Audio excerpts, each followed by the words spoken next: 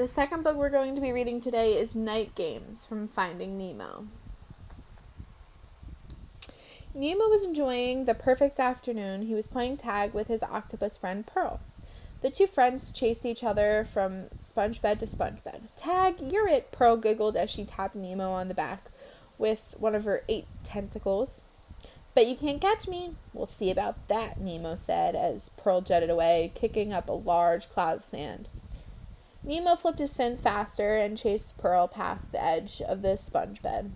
He was just about to tag her when he spotted something tall and wide up ahead. "What's that?" he shouted, pointing a fin over Pearl's head. "What's what?" she asked. "Come on," Nemo said. "Let's go check it out." Nemo swam towards the looming object. It seemed to wave at them in a gentle current. "Waiting for me?" "Wait for me!" Pearl cried out. Getting closer, Nemo let out an excited yelp. It was just a huge seaweed bed. The bed was a giant maze of green and red seaweed. Some spots were almost too dense to swim through, while others formed small pockets of open space. Pearl and Nemo had never seen it before.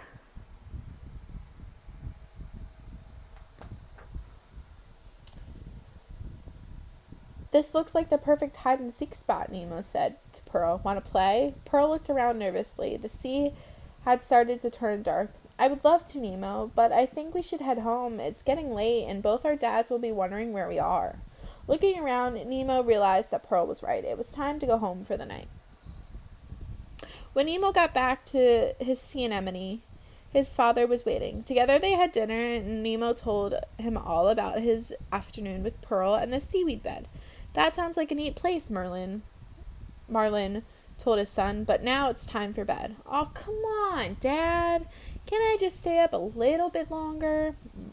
Marlin shook his head. "Try to get some sleep, son." Nemo settled into bed and closed his eyes. He told himself a long bedtime story. He thought about boring things like math class. He even counted dolphins, but he still wasn't sleepy. Finally, Nemo got up and swam to his father. "Dad, I can't fall asleep.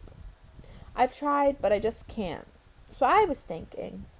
Merlin looked up to his son. "Thinking, you say?" he replied, trying not to smile.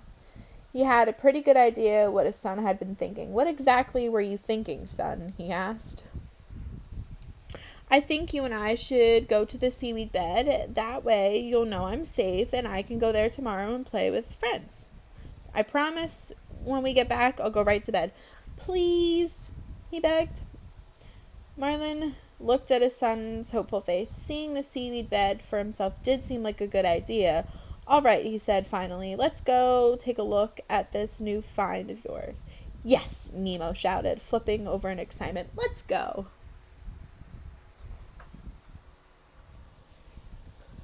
As Marlin and Nemo swam through the reef, Nemo realized he was glad to have his father with him. Everything seemed scarier in the dark.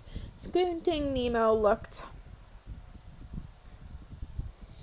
for the seaweed bed, but in the dark it was nearly impossible to see anything. "Son, are you sure this bed is out this far?" Nemo nodded. "It is. I know it is. I just wish we could see a little better." Nemo was just about to give up when he saw a light in the distance.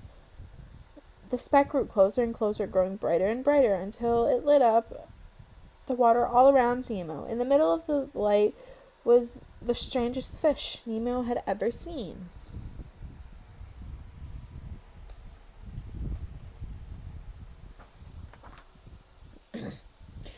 The new fish had giant lights under her eyes. "Hi, I'm Nemo," Nemo stammered, amazed. "Hi," the other fish said in a friendly sing-song. "I'm Lumen." "It's nice to meet you, Lumen," Marlin says. "I'm Nemo's dad. How come we've never seen you before?" Lumen fluttered around, causing her light to waver and flicker. "My family and I are nocturnal. We swim and play at night while everyone else is asleep." "Dad and I are being nocturnal too," Nemo said. We're looking for this big seaweed bed that I found this afternoon. Do you know where it is? You bet I do, Lumen said. That's where I live. Follow me. Lumen led Nemo and Marlin to the seaweed bed. Do you want to play a game? She asked. Yeah, Nemo shouted. Can we play, Dad, please? Marlin nodded. Just stay out here in the open, he said. I'm going to have a look around. While the kids played, Marlin explored the seaweed bed to make sure it was safe. Behind him, he could hear his son counting down from 100. Don't peek, Marlin heard Lumen shout as she swam off to find a good hiding place. Marlin pushed through the maze of thick green and red strands, swimming farther and farther into the seaweed bed. Suddenly, he realized how dark and quiet it had become. He could no longer hear Nemo or see Lumen's light. Marlin spun around. He had no idea where he was. All he could see was seaweed. He was lost. Nemo! He shouted, Nemo, where are you? But there was no answer. Flipping his fins, Marlin tried to find his way out. Just when he was beginning to think he would be stuck in the seaweed bed forever, Marlin spotted a faint light in the distance. Nemo! He called, swimming towards it. Is that you? Following the light, Marlin made his way through the seaweed. The strands grew farther apart until finally he hit the open water. There, right where he had left them, were Nemo and Lumen. Marlin let out a sigh of relief. Dad, Nemo said excitedly. There you are. We didn't know you were where you'd gone. Don't you know better than to go swimming off by yourself in the dark? Marlin smiled. I guess I should have followed my own advice. Nemo gave Marlin a hug. I'm just glad we found you, Dad. Together the two said goodnight to Lumen. As they swam home, Marlin let out a big yawn. Nemo looked at his father. When we get home, I think you should go right to bed, Dad, Nemo said, with a teasing look in his eye. You've had more than enough adventure for one day. I hope you enjoyed listening to Nemo, Marlin's story, and meeting a new character named Lumen. Tomorrow we'll be reading a book called Watch Doug from the movie Up. I hope you enjoy. Have a great day. Bye.